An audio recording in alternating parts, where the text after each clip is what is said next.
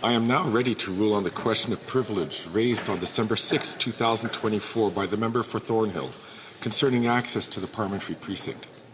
In her intervention, the member alleged that a protest in the lobby of the Confederation building on the morning of Tuesday, December 3, 2024, impeded her ability to access her parliamentary office and, more broadly, obstructed parliamentary business. She stated that, in some other instances, meetings had to be cancelled.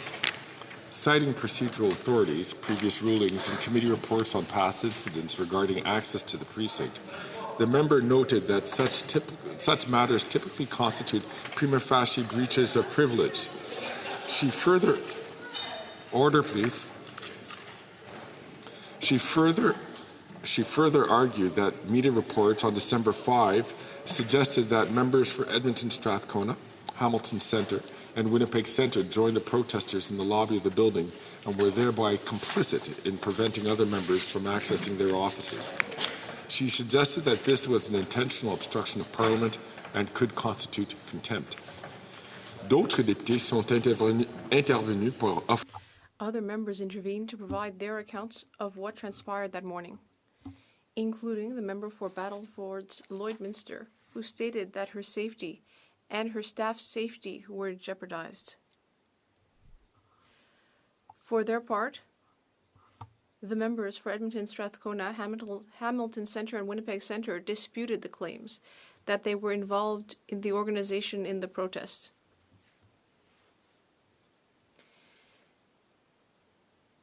The member for New Westminster Burnaby further noted that the question of privilege was raised several days after the events took place and therefore not at the earliest opportunity. The chair must first clearly state that the safety and security of members, staff, and other visitors is always taken very seriously. Nobody should feel unsafe anywhere within the parliamentary precinct. Upon hearing the concerns raised by the member for Thornhill, I immediately inquired with the Sergeant-at-Arms and the Parliamentary Protective Service, known as PPS, to ascertain the circumstances of the protest. Their account of events shows that throughout the protest, the safety of individuals, including members, and the security of the precinct were never compromised. Furthermore, the appropriate level of resources, which were nonetheless significant, was deployed, and the situation was resolved in a timely and peaceful manner.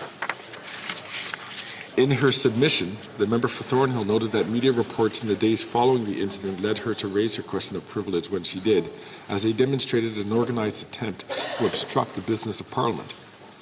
However, the Chair's view is that any obstruction to members, their staff, and guests would have been apparent in the moment, regardless of what media reports would subsequently reveal.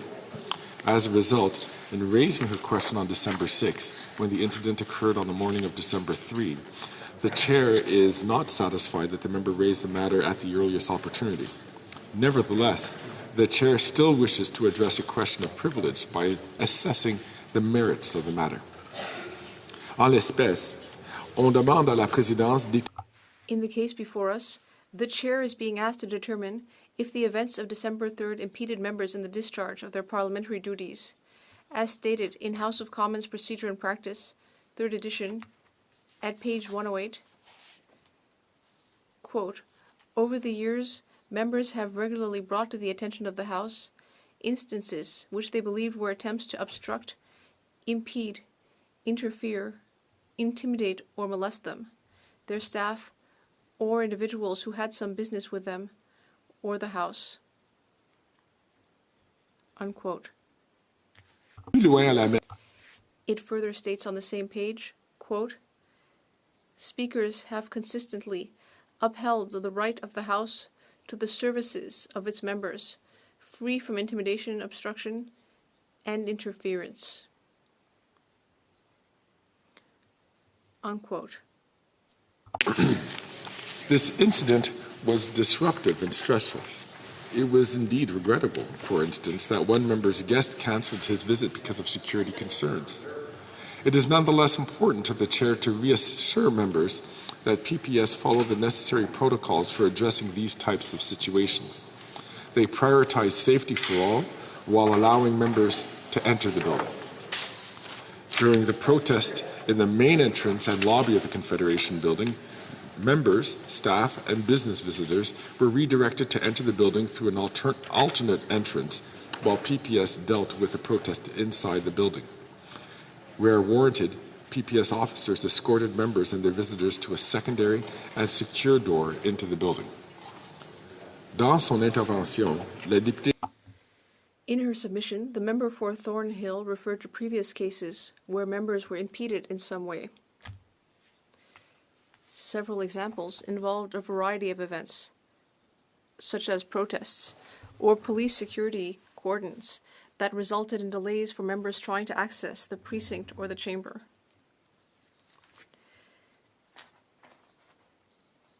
The chair would like to point out that breaches of privilege generally involved members being impeded in their access to a proceeding of the House or its committees. House of Commons Procedure and Practice, 3rd edition, states at page 109, quote,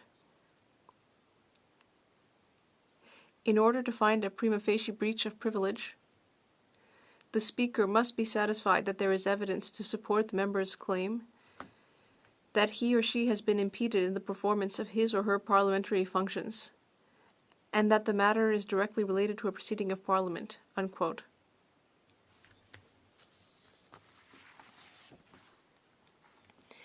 In a ruling on a similar matter involving a sit-in in a minister's office,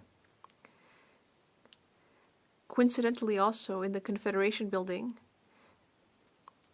Speaker Milliken stated on March 25, 2011, at page 9246 of the debates, quote, "In this particular case, there is little evidence to suggest that the staff of the minister were obstructed in the fulfillment of their duties, in view of the very high threshold required in adjudicating such situations. In this circumstance, the chair cannot find that a prima facie question of privilege has arisen in this matter," unquote. In the current case, while it was indeed disruptive, the chair cannot conclude that members were prevented from discharging their parliamentary duties as concerns parliamentary proceedings.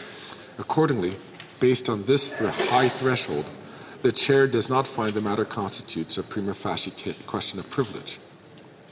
The chair also wishes to address the allegations that members were involved or assisted in organizing this protest. All 3 members named, while expressing sympathy for the cause of the protesters, categorically denied being involved in organizing the protest, stating that their interactions with the demonstrators were brief and unplanned. As is the custom of this place, the chair takes members at their word. That said, I would encourage all members to think twice before doing anything that could be construed as supporting a demonstration inside one of our parliamentary office buildings. While the grounds outside are open to the public and may be used for protests within certain guidelines, the buildings themselves are not public spaces and therefore, for obvious reasons, should not be used for this purpose. It is a very basic matter of security. While some members may be sympathetic to a cause and feel that a protest poses no risk to them, they should recognize that their colleagues may not feel the same way, and if the shoe were on the other foot with another cause in the future, their reaction might be very different. I thank all members for their attention.